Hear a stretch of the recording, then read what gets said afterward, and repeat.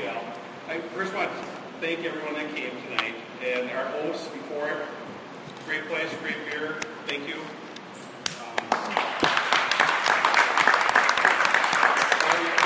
Many days off, so for you to come in on a night to help out, I appreciate it. And then, what's that? Yeah. Oh.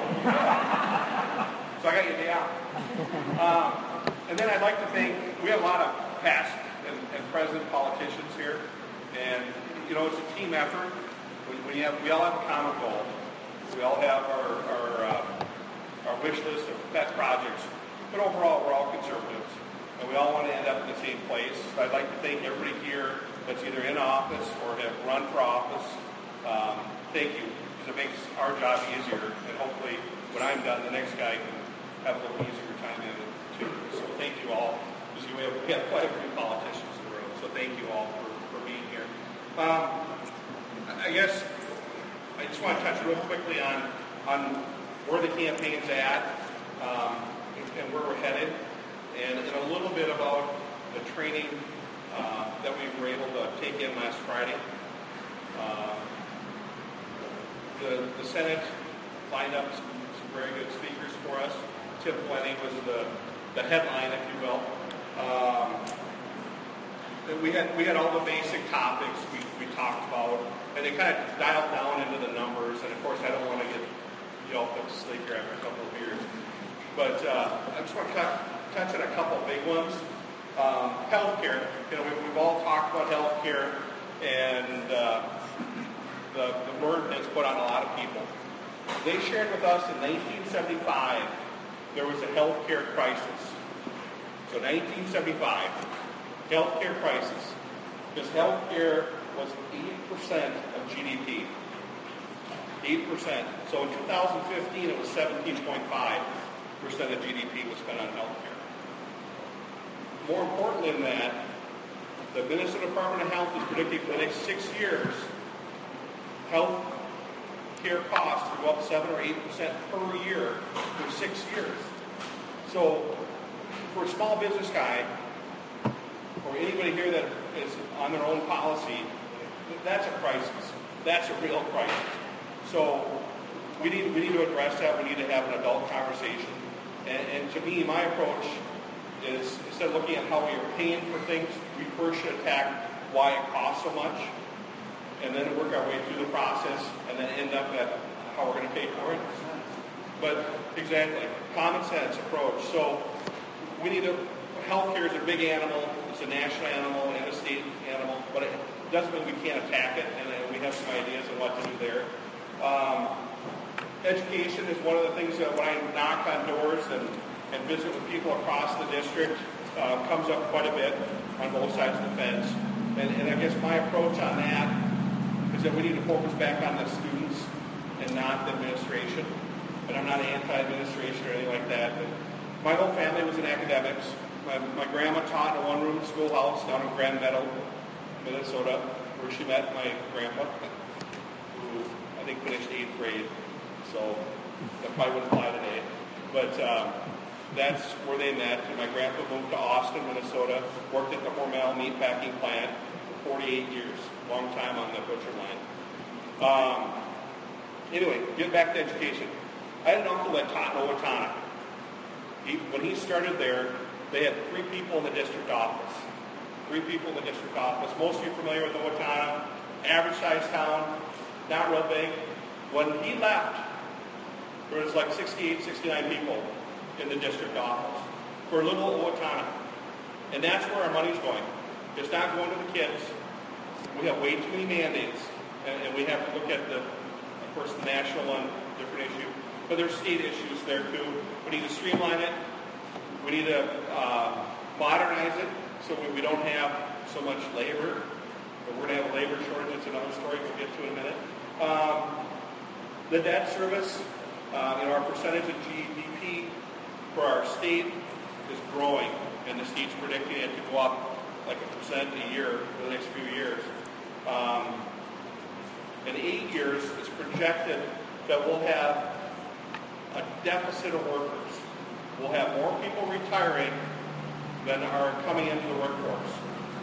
Why does that matter? Well, for employers like here, if you have people coming, you need to hire to work, of course, it'd be harder to find people to work. But from a state issue, it's less income tax, less property tax normally, less sales tax, and they normally spend less. So we'll have less revenue and all those expenses coming together at the same time. So I want to have an adult conversation with the other side, we'll call them, and try to sit down and work on some of these issues to get back to the basics. And I won't bore you with too much more here.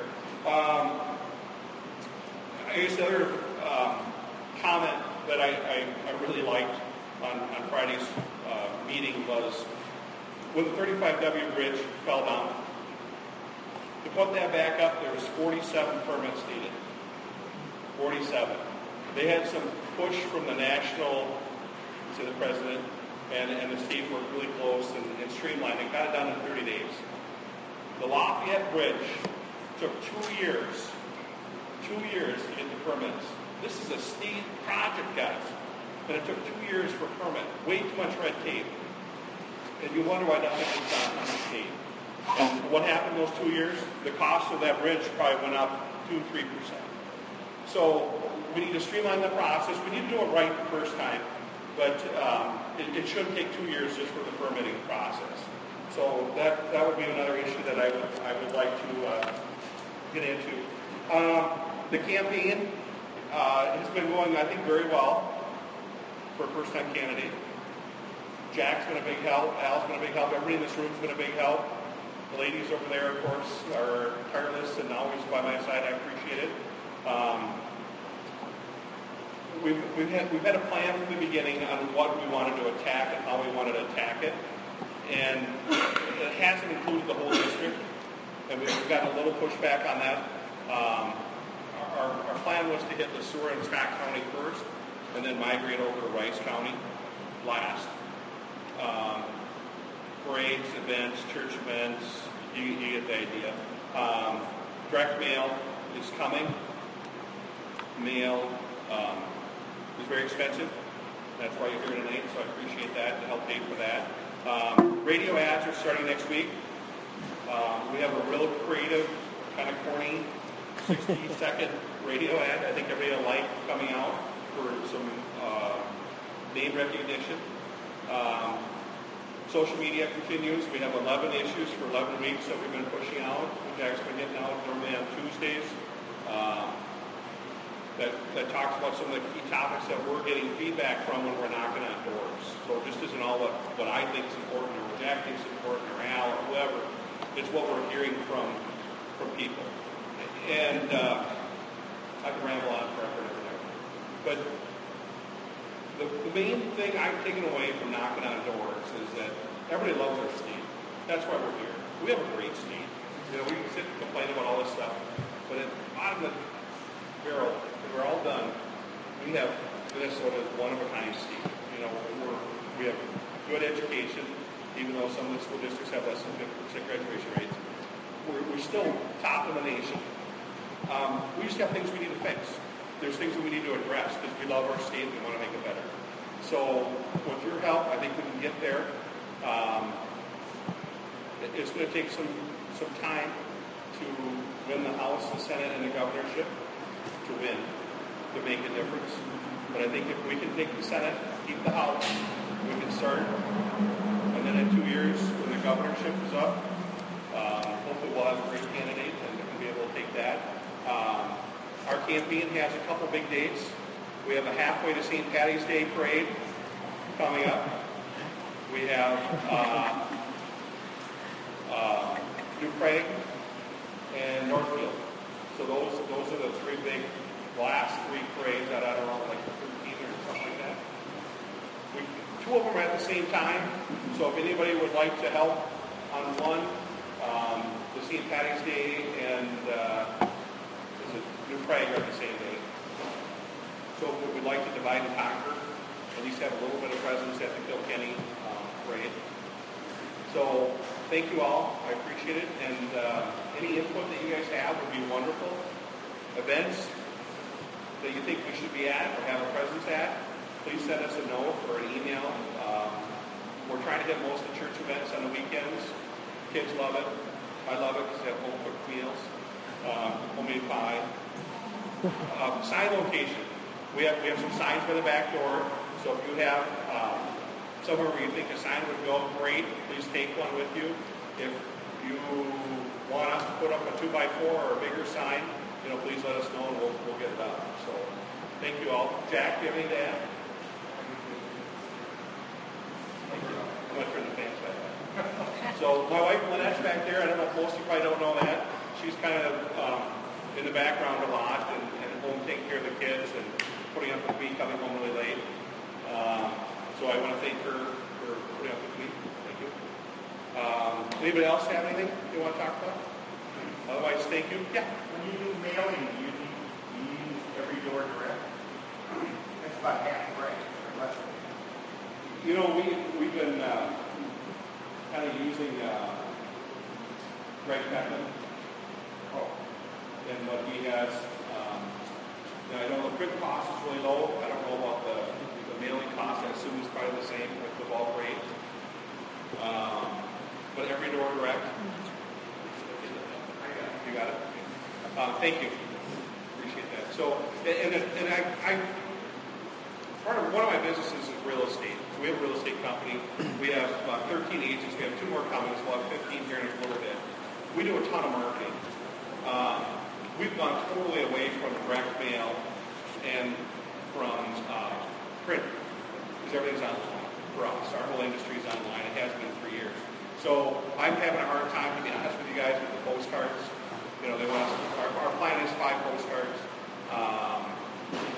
For me, when I get a postcard, I know my wife's worse than I am. I'll at least look at both sides. She probably look at one side and it's in the garbage. So, it's a budgetary thing. What do you do? And I don't think there's a right answer or a wrong answer. We're trying to spread it out and hopefully we can get in front of enough people, get that 71 votes that we missed last time to make sure you have the seat for the Senate.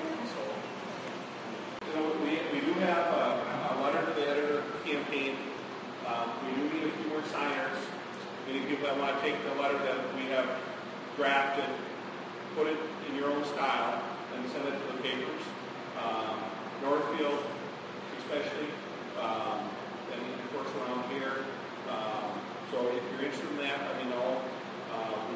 We could use a few more. Jack has one right now that we need someone to sign to send off. So letters to editor are pretty important. It's hard to get into the paper. Most of the papers have limited how many times a month you can submit something or even get into the paper. So the more people, the better. So thank you. Jack, anything else?